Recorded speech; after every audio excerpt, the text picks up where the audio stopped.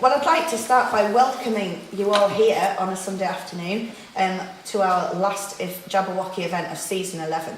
And if you'll indulge me, and I know this might embarrass people, I'd really like to congratulate you all on a fantastic week of theatre, and thank you very much because I know you've worked so hard. And we've seen some amazing shows, and our panel have done some amazing work, and they're going to be the people that are doing most of the talking today. But before they start, I just wanted to mention a few things about how the next hour will work. Obviously there's food and things at the back. I think most of you have eaten and had a drink. If you'd like to, you're very welcome. Those with microphones, if you could not eat down the microphone, that would help.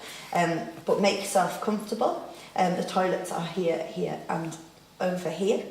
And you'll notice that there's a few things happening in this space, such as we're using microphones. I know that some people aren't very comfortable with using microphones, and some people aren't very comfortable about having people sat on the floor or about name badges.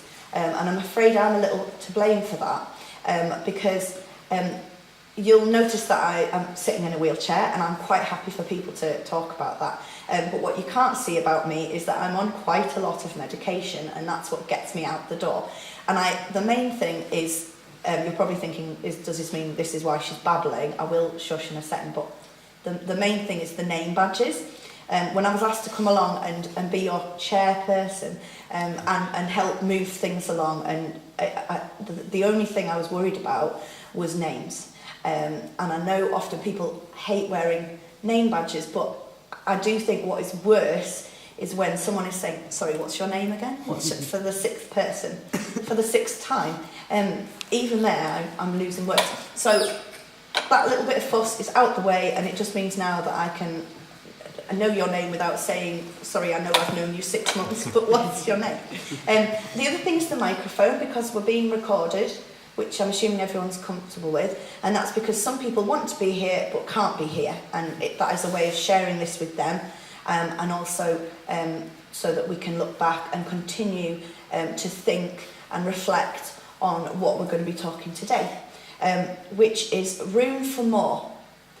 And that's going to mean different things to each of you. All of you come today with, a very different experience of this week. Some of you have been unable to get to things you've been wanting to come to for various reasons. Some of you come exhausted because you've done every single thing this week. And all of you are going to have lots of things to talk about in regards to this room for more, particularly our panellists, and I'm going to introduce them in a minute. I apologise that I'm using my phone. I explained about memory problems, so I'm not sat on Facebook or playing Fortnite while you're talking. But just lastly, before I encourage our panel to introduce themselves, just a small word about language, because I know someone's already said, I don't like to use labels, and I don't. Unfortunately, whenever we use language, we are literally putting a word to a thing, whether it's a noun or a name or a concept.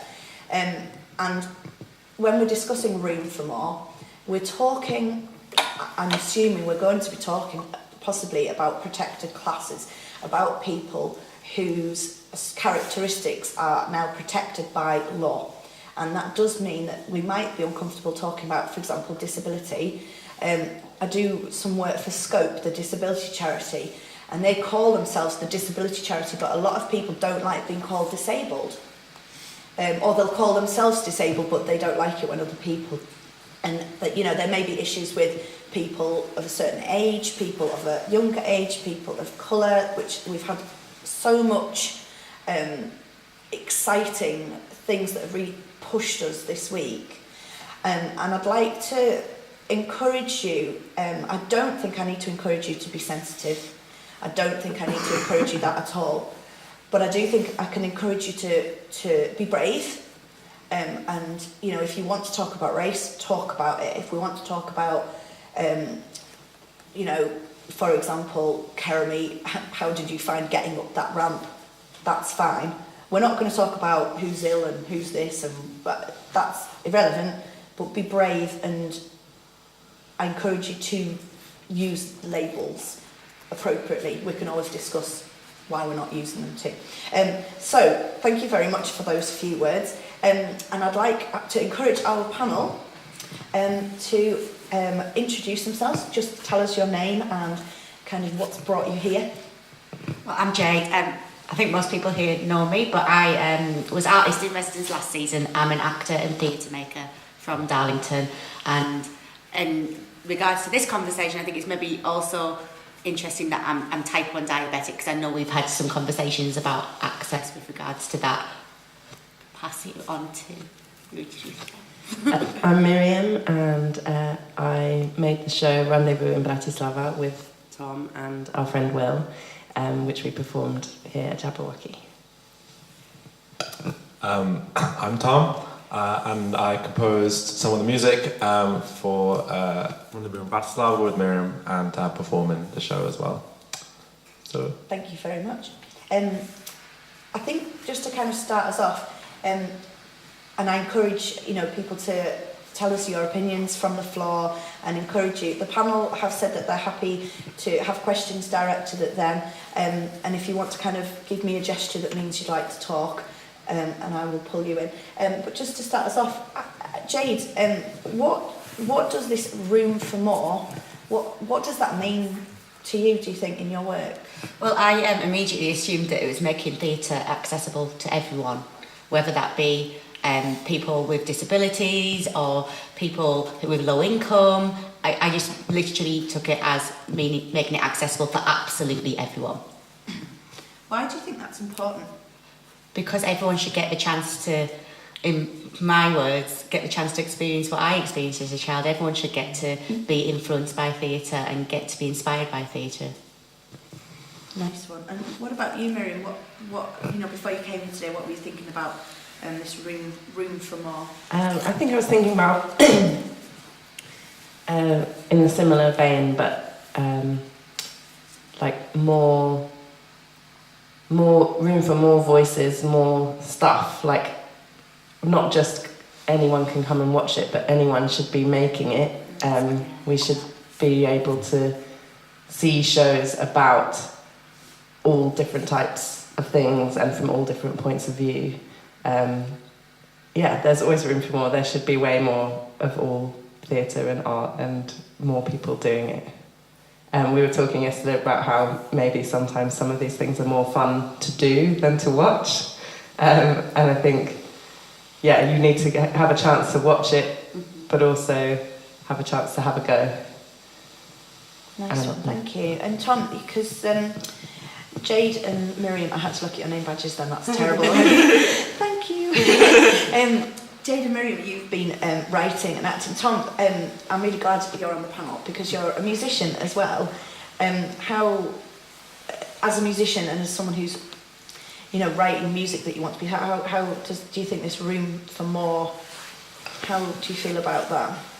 well, even before talking as a musician, when I thinking of the phrase now, I mean, what it makes me think about is, because I like to think about, arts and how art, is a presence in society and how it's used and how we all sort of together agree what it's for.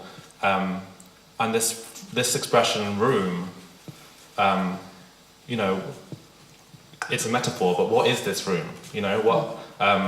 What kind of room are we looking for? And if it's room for more, surely at some point we're thinking about moving towards a point where there's a room for everyone, like a room for all.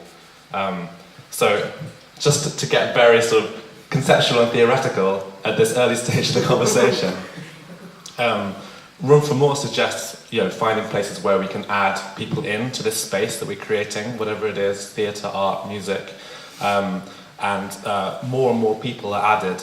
And I think for me it's interesting to think about what is the ideal point in the future where there's a room that's big enough for everyone, and how that makes us think about what art should be in society and how everyone can relate to it and be involved and that kind of thing. So. Yeah, so you've touched upon the idea that this room is going to have to be the most amazing room and it's going to have to do so many different things. So kind of leads me to ask each of you how there's so much positive that is going on, and there's so much positive that will come out of this conversation, but I think we need to address the question, you know, what challenges have you all had because I know you're talking about the future, but what I've seen this week is a lot of happening now, a lot of great stuff happening now, but presumably that at some point has been a challenge. How have you been challenged in your work as to making room for more? Like Miriam, I know that you talked about not just letting them in the room, but letting them interfere with what you're doing, you know, not just having an audience there separate. You engage them and you pull them in. That must be, to you, does that feel like a big risk? Has it paid off? Does it feel like that was a challenge? Well, I think one challenge is like the show itself, the way we made it, we tried to make it really friendly and accessible, and we chat and we explain what we're doing and that kind of thing, so that hopefully it's something that anyone, even if they've never seen anything like it, they feel they're being sort of shown the way by us as a team. But it's also quite a elaborate show, and it needs quite a lot of infrastructure, so it still has to happen in a theatre essentially. So we've done all of that in the kind of format of the show, but then the nature of it means that it's still got to happen somewhere that people might not necessarily go if they've never been to theatre before. So that's just a kind of like before you even get to being in the show, and then once you're in the show, there's lots of moments where we invite the audience to be involved, and we're sort of starting to see what that entails. And we talked about how if a show is relaxed, you're saying anyone can come and interact with the show in any way they want, which is a bit of a risk, because we've got lots of kind of delicate objects in the show, we've got lots of tech set up in the show. So far I think it's worth it.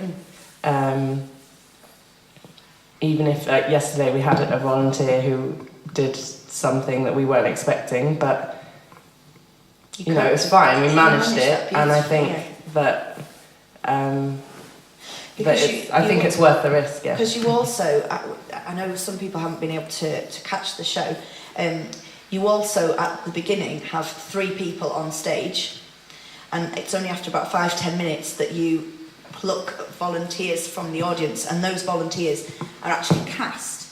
So you've got that, but also you've got volunteers who are volunteers, and then you've also got, quite. Would you just mind taking a few seconds just to describe your show, so that if people haven't been, they know kind of where you're coming from? Yeah, of course. So, quickest way to describe it is it's a contemporary cabaret music theatre piece about my granddad who wrote cabarets, and so we tell the story of his life.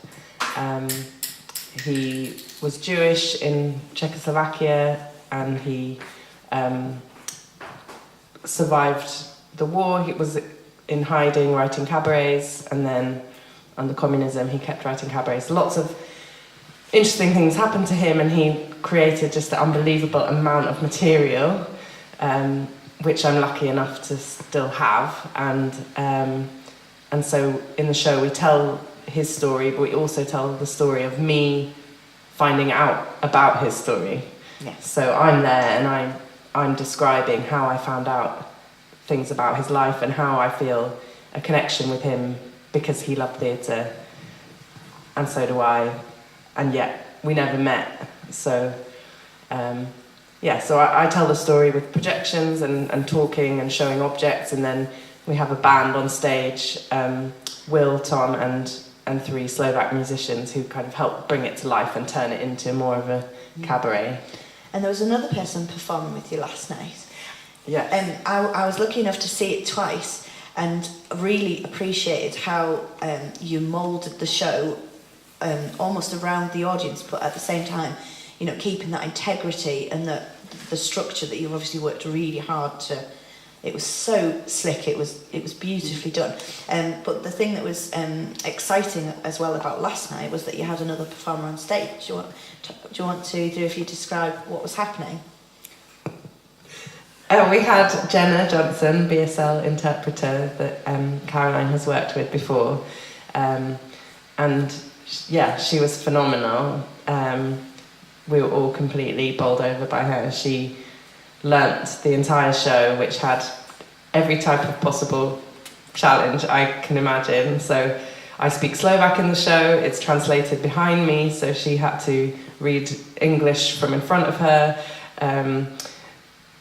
We all talk a lot, there's a lot of talking, there's a lot of fast talking, there's a lot of very specific political history. Then she was singing different types of music, there's instrumental music, but which is telling a story, because we dance back in time and you need to know that we're going back in time. There's silence, so there's an audience member listening to music but no one else can hear it. There's music leaking out of, she did everything, and she completely integrated herself into the show. She had one rehearsal.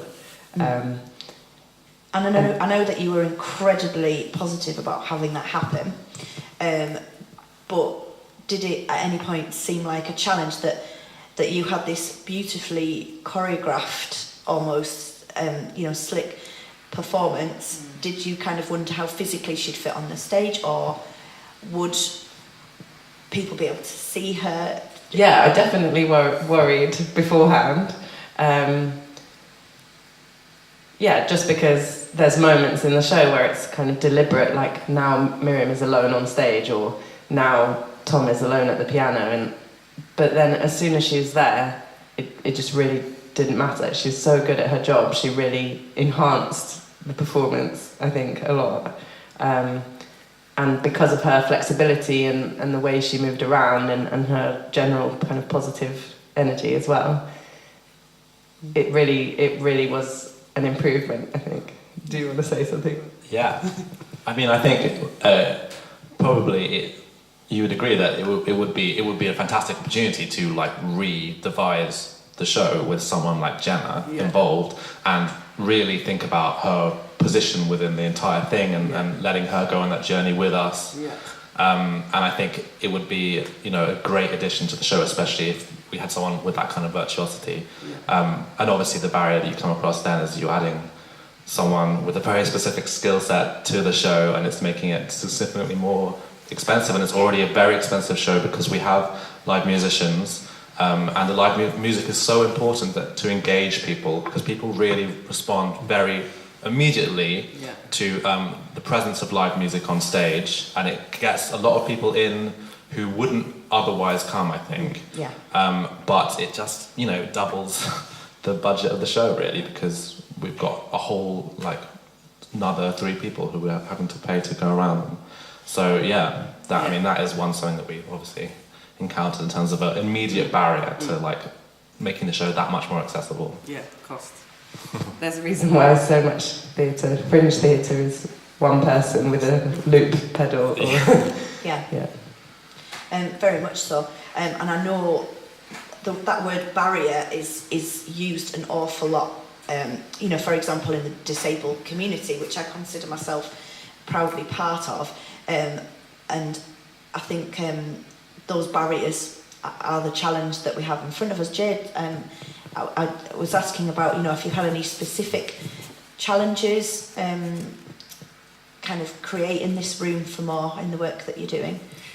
When you first asked that question, I was thinking about the workshops that I'd ran prior to the show, because obviously my show follows my story, but it includes a lot of other people's stories. I know you hear specific snippets from other people's stories in my show, but I should tell you, my show is Pricks. It's about type 1 diabetes, so it takes you on my journey with pricks of the medical kind, and it's about family and relationships. But it includes there's 3 snippets of other people's stories that you hear, which is very clearly other people's stories in the show. but there's there's 3 scenes in there which include all the bits that I gathered and from the workshops that I've done and the interviews that I've done. Now, the kind of challenge I faced when it came to workshops was getting the participants, getting the type 1s or the parents of type 1s to do something to do with the arts, to join in. And I was lucky that Type 1 Kids, which is a North-East, they're not a charity, they're a community interest, they're a KIC, what are they called? Community Interest Company. That's the one. And they were very keen to support. I've been and done some stuff with them before, done some workshops with them before, and they were keen to support Pricks. So Chloe, who runs that, managed to get me a workshop with Type 1 parents, and I ended up with about 12, I think it was about 12, maybe 14 Type 1 parents in the workshop, and it was the best workshop I've ever run. And it was about a week or 2 before we started rehearsals, and then all of a sudden I left that workshop and I was like, yeah, I need to do a whole new redraft now because I wanted to get more of the parent stuff in following the workshop, and that was just because I was lucky because Chloe was on board. When I ran a workshop in Darlington for Type 1s, I got 4 people turn up. And the challenge is convincing people who haven't otherwise involved themselves or engaged themselves in the arts before to come and do this, because it's really important to my piece of art that I'm making. And I really need your voice to be heard as well. So that was a challenge, but once I had the Type 1 Kids workshop was just fantastic. I do think that is one of the biggest unseen barriers is anxiety. Yeah. I know even when Caroline asked me to come here, I'm a teacher, I'm relatively comfortable talking to you. If I make a fool of myself, it's not the first time. But what I was worried about was, well, what will the weather be like? Because the weather for me determines which wheelchair I'm able to use. Will my husband be working because I need him to help? If he's coming, I need my child to come. Is it child friendly? And it is incredible, the massive spiral of concerns. I know I've rung up places or workshops or theatres and they've said, oh yeah, we're accessible except for the step. And as soon as they put that little seed of doubt in, or, well, I think I don't really know how big the ramp is, the second that seed of doubt is there, you come across this cost to benefit. And I've been an able-bodied person, and I know it was, I'll pop along on a Sunday morning, no probs. Whereas now it can be 2 or 3 hours to get ready. I'm going to be exhausted for the next week. So you do have a big challenge because, without being blunt, you've got to be worth that effort. It's got to be worth the cost of someone to come and sign. I do really feel for you because I'm not producing theatre. I'm here as an audience member and someone who loves to come. So, but I'm also love how excited you all are about that so many people came. I think it is a massive opportunity for people producing theatre and art and putting on events, but it's as exciting for us coming as well. And you mentioned, we've mentioned a lot, some about disability, and I think some of the physical barriers such as ramps and things like that, but one thing you mentioned was children.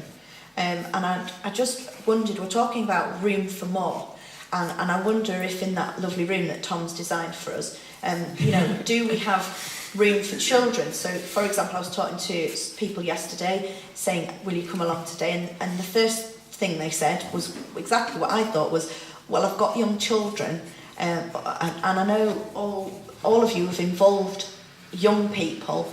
Has that brought up any challenges or any joy or anything that you'll never repeat or anything that you think about? With regards to today, I brought my eldest young one with me, so I get what you're talking about. And with regards to Pricks, the show is really suitable for 12 plus, but then I had my youngest audience member was 4 in Edinburgh, and she sat all the way through. I'm planning on making a child, me and Ruth Johnston, one of the directors, are planning on making a child-friendlier version of Pricks, because lots of people have said they want kids to see it, they want it to go into schools. So that is a plan somewhere later, probably 2019, that we're going to work on. It's not a challenge. it's absolutely doable. But I'm a yes person. I'm like, yeah, we can do it. Everything can be done. And I think it's really important that kids see it. Kids are inspired from a young age. Like they're our future, aren't they? So if we want them to go on and be inspired and possibly then create work themselves, they've got to be able to see it at a young age. So no, I don't see it as a challenge. I see it as completely possible to make happen. Can I just go back to like one thing you were saying about like when you were saying you have to think about all these extra things, how long it's going to take you to get ready. We were talking the other night, and I was saying that Pricks is in Darlington again, but it's in the Pennyway, and I was saying I don't think it's accessible, and we were talking about maybe as a back way in. And I was just thinking about it in terms of accessibility, not just disabled people, but actually I feel that doing that, putting theatre in a pub that's never had theatre in it before, makes it accessible to a lot of people that wouldn't necessarily go. And what I really wanted to express today was that so do we. Yeah. Disabled people want theatre that's in caravans or in a field or in an old church that you can't access because there's cobbles. And I think my mum-in-law sent me a cutting about the Archbishop of Canterbury talking to churches, which I think is relevant because churches, the Quaker Meeting House, all of these buildings are part of our venue life if they're not part of our religious life. And he was persuading people to put accessibility over the beauty of the building with a big but, which was that, and he expressed it much better than I will, that disabled people don't like high-vis, I think he said high-vis columns and crappy wooden ramps either. I think that is sometimes the temptation is, let's make this accessible and put it in a square box that's got flat and... I mean, I'm not going to speak for the disabled people, but personally, we were at a training event in London and someone was asking me, oh, I've got this thing in a caravan, maybe we should change venue. I said, no, I would love it if someone did theatre in a venue but helped me access it. You know, I would love if it was in the Pennyway. Have I got the pub right? Yeah. We haven't got a sticker for that. I would love it if it was in the Pennyway, and you know, there's things around it. And just to briefly mention the reason that I've got involved with Jabberwocky, partly because I was so excited to meet stuff going on that I could actually get into after not being able to get into the Civic apart from the expensive seats. I can't get up the 2 flights of stairs at the Majestic. They are great venues, they're doing work, but I can't get in them. And I was so excited that I could get into Jabberwocky, and there were conversations around, well, you know, how can we make this more accessible? And similar to when I've talked to venues, they've said things like, well, we need to spend, you know, in here, thousands on the toilet to make it right. We need to spend thousands, we need to... Actually, the biggest thing that I've found as a disabled person is information, not opinion, not, hello, we're not accessible, we're accessible, what's wrong with you and I'll decide whether you can come in, but information. So, you know, for example, at Pennyway, you know, how is it accessible? Is irrelevant really, because you're talking to a massive spectrum of people. How many steps does it have? Are they steep? Is it cobbles? Is there a toilet? I've been creating what I hope will help with that information gap, which is some documents you can access on the website if you choose to, which gives information about the venue. So in here, for example, if you want to go and look at some lovely pictures of the disabled toilets, you can. And we laugh because it's toilets. But for me, that's a given. If there wasn't that toilet that had space, I would still be at home in bed watching Hollyoaks. I don't watch Hollyoaks. But that's how depressed I would be that I couldn't. But so I think just my little tiny 2 pence worth was about information and about giving that choice to the person using the space. Yeah, I went to the same training, and I thought, yeah, that was one of the best bits of information that I got, was that it was all about information as well. But I was thinking how, because we were encouraged to make a pack that could go on the website about the show, which described it, and I sort of had to slightly rewrite it after the training, because I think that maybe, I don't know, but maybe in theatre, in life, we're like a bit trained to make things sound a bit better than they are, or make people seem like, make it seem better than it is. And actually, so my instinct was to say, you know, there's music, but actually just to say some facts, you know, there's music, sometimes it gets loud, there are gunshot sound effects, you know, and then just let people be adults and decide themselves based on that information, rather than trying to, yes, maybe that's something that from our sort of marketing training that we need to unlearn a bit, just to say it as it is and let people decide. But that must be hard creatively, because you know, you've designed an element of just, you know, a surprise, an element of, right, there's a treat at the end. Do we want to give that information over? Do we want, you know, do we worry about putting people off coming, telling them that there's a big step? Yeah. And I think it's, for me, more about starting and maintaining a relationship between the person creating the theatre and the people coming. And it's got to be honest. Absolutely, number one, honest, and it's got to be trust both ways. I, as a theatre goer, trust you. You said that there's one gunshot near the end. You're not going to have a gunshot at the beginning just to catch me out. And you need to trust me that I'm not going to kind of give out spoilers. Oh, guys, there's a gunshot at the end. And there's a level of trust. I don't know if anyone in the audience has either any questions for our panel or any, you know, they'd like to add. I don't know if we've been talking about Martin. I don't know. I'm sorry. You look like you're wanting to talk, but I don't know the right question to ask you to encourage you. So I'm just going to ask, what do you think about this? You know, this room for more that we've been chatting about. And pass the microphone. Thank you. I love the title, and I love the vision of a space that's inclusive and where people are welcome. And I think that resonates with my value base. I think one of the reasons why it was Robin Drummond from the Quaker Meeting House who particularly asked me if I'd come along, and I think it was reference. I feel a bit of a fraud, really. My partner in crime, Fran, was supposed to be coming as well, but she's actually cooking falafels with a Syrian refugee at the moment, so that's why she's not here. She said she's learning how to cook them properly. Okay. But I think it's because of the involvement that we've had with the local refugee and asylum seekers that you know, Robin thought it would be great if I could come along. I'm assuming, Robin, that sorry, Martin. Sorry. I'm assuming that you are having to be proactively going into that part of our community, or I mean, one of the things we were thinking about was providing facilities and providing this room isn't enough, unfortunately. You know, I'm presuming that you've got to be proactively get with the refugees you were talking about. I'm assuming that they don't just knock on your door and say, hello, let's do stuff. How do you engage people without... I mean, it's awkward me kind of asking the question, so I'm assuming it's kind of...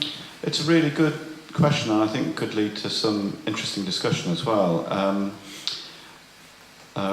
We initially managed to gain a good relationship with the local council, who, with the Syrians in particular, obviously the Home Office provided details of who was coming. Now, some local authorities refused to work with the voluntary sector, another label, you see.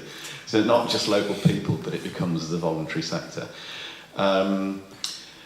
But we managed to persuade the council that they could trust us and that they could work with us. I have to say it's been a bit of a rocky ride with the council since then, but I better not go into too much detail.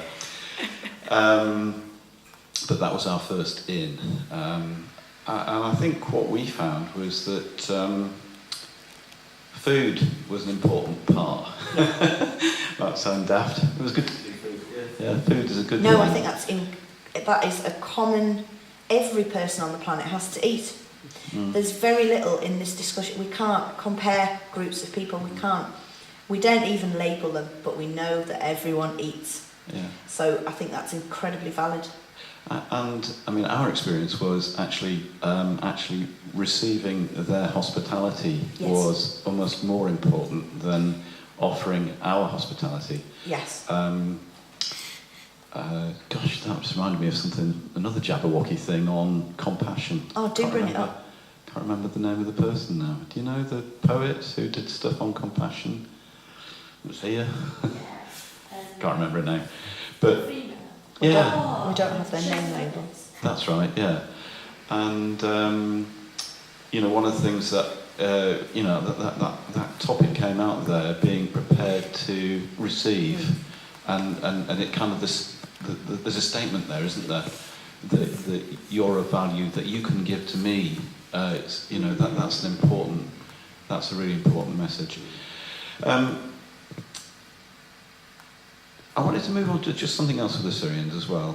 I even talked about asylum No, seekers. do, it's great. That's great.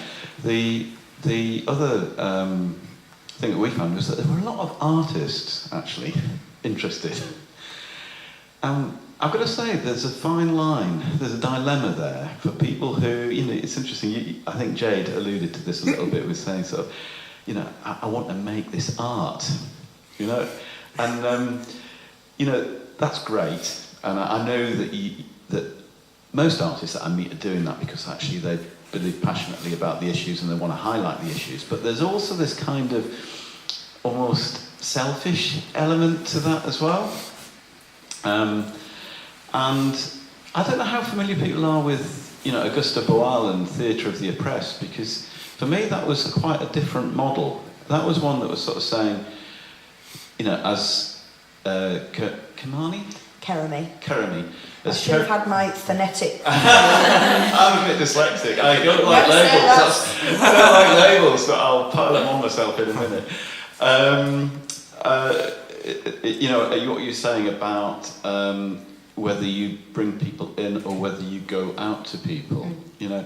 And I mean, one of the things that Augusta Boal, like one of my heroes, a Brazilian called Paulo Freire, who wrote Pedagogy of the Oppressed, if you're an educationalist, you might have come across his work. But it's that an important element of their work was that they went and they listened. They didn't, and not necessarily to just collect material, but to engage in a collective experience with people that encourage them to think more critically about their situation. Yeah, art and theatre and pictures are all part of that. But what they did was that they used those as vehicles for change. So it wasn't just a case of you're all welcome to come in, you know, we've got this open space, but actually you're welcome to explore your issues and to think them through using some of the tools potentially that we can help you with in order to go out there and to make a difference. Okay, I'm going to leave it there, otherwise I'll... No, I think that's fantastic. Can I say something? Yes, of course, yeah. I totally agree, and that's one of the things I was trying to get at with this idea of like, what is this room?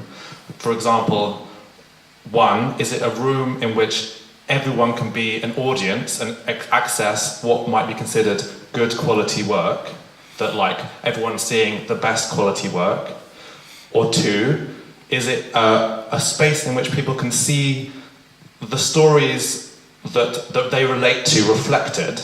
They can hear a story and think, that represents me, that's helping me make sense of my life.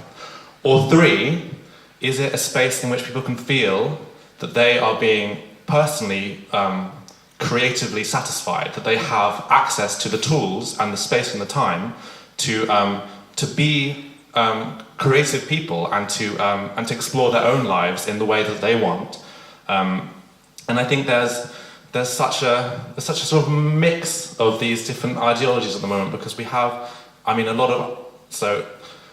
me and lots of artists I know obviously are people who have been massively privileged and have, because of the background we come from, been able to study in certain things and sort of do free, unpaid labour in order to get a lot of like connections and allow ourselves to be artists. And we've had this privilege. And because of the way that society is structured, and increasingly there's a big divide between those people who can do that and those people who just can't afford to take time out of their lives because they have to be making money to live. So we have, I think, increasingly like middle class and upper middle class artist class who are also very conscious of the problems that we have in our society and want to do something to help. And they know that that they, unlike a lot of sort of people who are working in government policy, care about this stuff, and they want to. And I think those people who are maybe in charge of the cultural sphere also see the cultural sphere and arts as a kind of sort of sticking plaster for a lot of the sort of policies that are going on elsewhere, that maybe we can kind of recreate a sense of society and community that is being removed because of austerity and all that kind of thing. So there's this move on the one side to sort of fill the gap that's being taken away on the other side through building a room that is sort of metaphorical public sphere, in which maybe people don't have that much freedom to explore their own lives and to be creative and to do what they want to do in their own way, but they can see other people doing it for them and kind of have that, and to a certain extent, I think that's what we can do now. That's all we can do. But I also think that we need a sort of a political push on the other direction to say it's not quite enough to come in, to be helicoptered in, and to be like, oh, I'm gonna tell these people's story and maybe let them comment on it and join in a bit. Because I personally believe that there are many rooms and that not all people can get in the rooms, and that's fine. Yeah. We just need to create enough rooms so that people have what they need, whether it be people who theatre and art is not, I'm going out to watch a theatre show, it is also self-expression.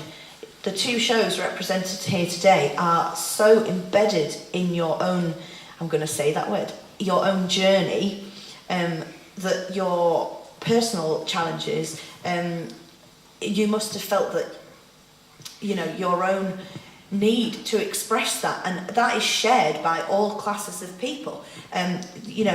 Why when we're not simply talking about putting a ramp in so that someone in a wheelchair can come through the door. We're talking about working with people that are a little more complex, that are not, you can't turn up at 9 and work till 5 in the evening, or perhaps there's a little bit more effort because their sensory needs are different, perhaps financially, can they afford to get to London on the train for training? Does that need to be a financial thought? Do they need another person with them? But I think, and what I'd like to congratulate Jabberwocky on is, it's worth it, because there are an awful lot of people who are talented and bursting out inside a body that just does not allow them to get into that room. So I think, what you were saying, that people need this, not just as, are we going to let the disabled people in to watch us? Those people are potential shows. Those people are artists. They are us, because 2 years down the line, we might hurt ourselves and become disabled or old or unable to see. So, I congratulate you, and I appreciate what you're saying about your work with the refugees, that it's, much more complex for one room. And I think last thing before I let you, is that it's because it's okay that not everyone can get in every room. It's okay that some people can't come to the Pennyweight. That's what you want to do. Do it. Do what you can to make it accessible, communicate it, but it's fine that not everyone can get in. Sorry, yes, Mary, sorry. I was just going to say, also, my personal taste personal opinion is that those pieces of art or shows that are people being enabled to express themselves are also the best and the most rewarding to watch and the most uplifting and inspiring. So, and sometimes because of the nature of the group of people that you're working with, they have to maybe happen in a smaller scale, or not so many people get to see it. But I feel like when you do see it, I feel it just doesn't compare to any show with actors pretending to be other things. Yeah, so... And you did that workshop, and most of the people who did that workshop also then came to the show. So that was, in a way, also a sort of access thing, right? So we did a workshop. I did a workshop on Wednesday, which was about inviting people to come and tell stories of their grandparents. And it was, like you said, it was like a selfish thing, because it was like, for me, like, I just wanted to hear some other people's stories, and I wasn't quite sure what they were going to get out of it, or why they would come. Like, we talked about, how are we selling it? What are you learning by coming, or what are you gaining? Or and when people came, I said, so the main reason I'm doing this is because I tell my story and I want to hear other people's stories. But people really seem to really like it, and lots of them then came to the show as well. I don't know. Do you mind if I ask, because Andrew, and I know his name because he's... Can I just say one thing really quickly while we're on that subject, because I don't want to say it later when we're not on it. No, it's fine. But also, just to agree with you, with the workshops, what Tom was saying, with the workshops I did with Type 1s and the parents, they're people that don't usually go and see small scale stuff, but most of them came to see Pricks, and if they haven't seen it already, they're coming to see it on its next life in November. And so I think doing the engagement in the community does make it a lot more accessible. I agree, it does make theatre more accessible, because then they go, oh well, I feel like I'm involved in that, I feel like I've got some worth in that, so I want to go and see how it turns out, kind of thing. So I do think that helps. It's like demystifying, because I'm just exactly the same as them. I just turned it into an hour and a half long thing, but they could as well, just telling the story. And as an extension, I think that's part of the feature of your show, is that you're playing yourself. We're talking to the audience. We're not pretending that they're not there, and we're trying to put them on a level with us, so that actually, when we do some slightly experimental things in the show, and the best feedback I always get is I would never normally go to this kind of thing, but actually the story pulled me through and I wanted to hear more. I am going to ask, because we're nearly short of time, and if you don't mind, only because he gets talked over quite a lot, my husband, bless him. And Andy, I'm picking on you because you went to Miriam's workshop, and we went to 2 performances. Thinking about this room for more, do you feel that having the workshop beforehand, for example, gave you more access?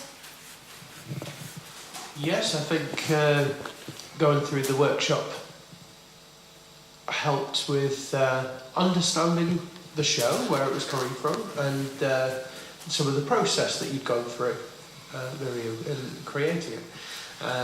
And it did enhance the experience, in that it kind of showed you how you might be inspired to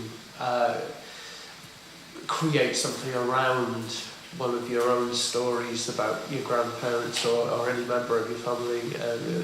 The thought that the inspiration could come from anywhere in that sense, and you delve into your own family, and there might be something there that just kind of produces that spark.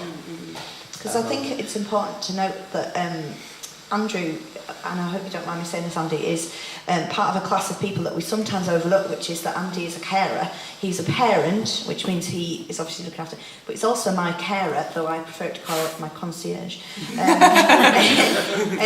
Talking of labels. But in all seriousness, you get into that event on the surface, Andy looks like middle-aged, able-bodied working person, and his massive difficulties with accessing things, like the fact that I'm not working affects his finances, like the fact that he's looking after me, etc., is another barrier. And things like what time we put on shows, what time we put on events, where events are taking place, and I happen to know that these things were taken very seriously and considered. Again, you can't please everyone.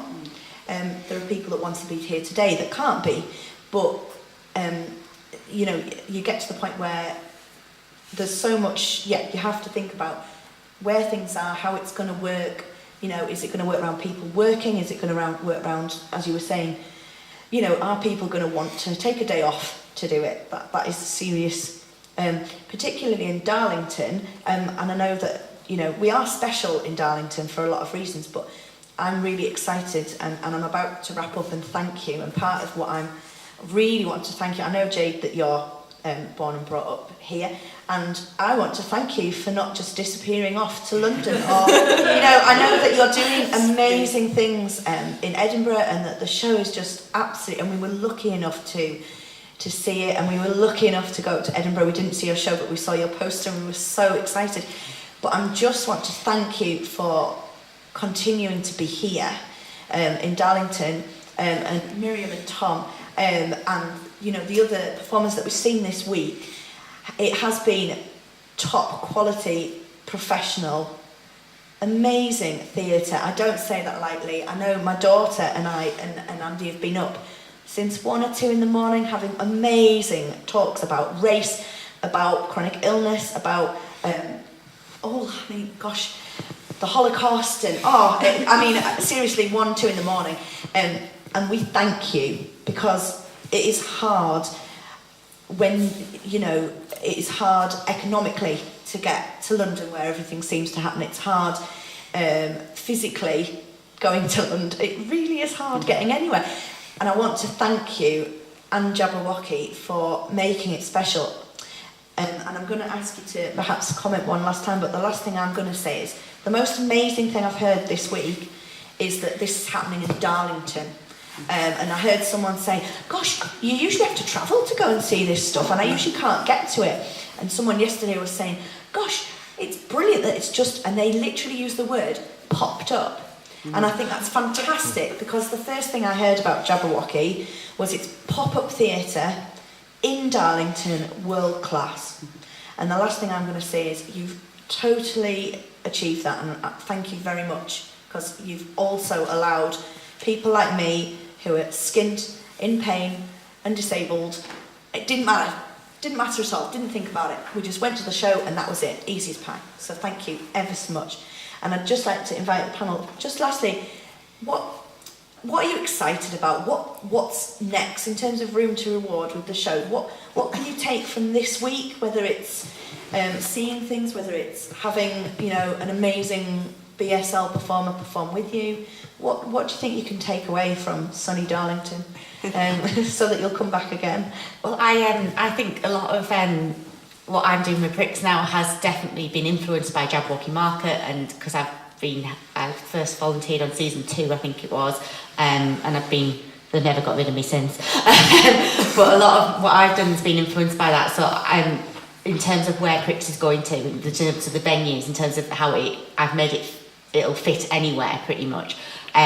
So I will continue to do that, and I will continue to put it in venues that you wouldn't necessarily usually see it in, like the Pennyway, it's going to the Centre of Life, it's going to a conference in London kind of thing. It will pop up in other places that aren't just theatres, and that's what I will take away from this conversation. And I will always say, what information would you like to anyone who has some access needs?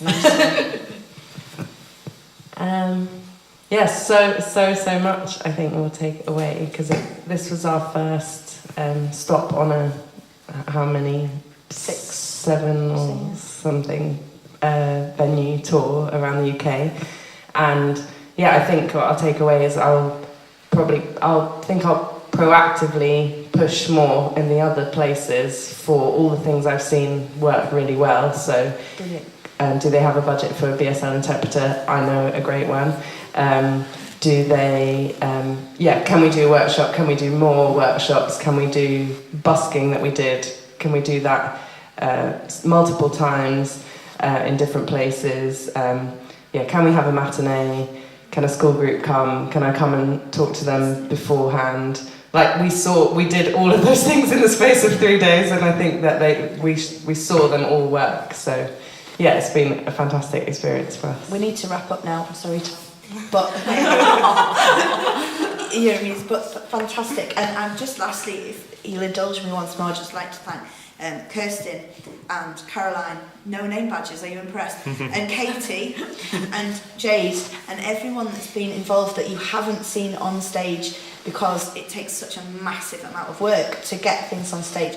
And I know that an enormous amount of extra work has been done, partly in enabling me to be involved. I've been so grateful, but also, as I've already said, so many people involved that get to feel that their hard work, and I think you've demonstrated marvellously that performers can be excited about that, and that you're bringing in new audience members that, who knows, might be your next show. So thank you very much, and I really would appreciate if you could give them a very, I'll turn this off, a round of applause and say thank you. Thank you to our panel. Thank you for speaking, and thank you for listening. Thank you very much. And there's croissants at the back. Thank you. Thank you, Kerami. Yeah. Thank you. Thank you for coming.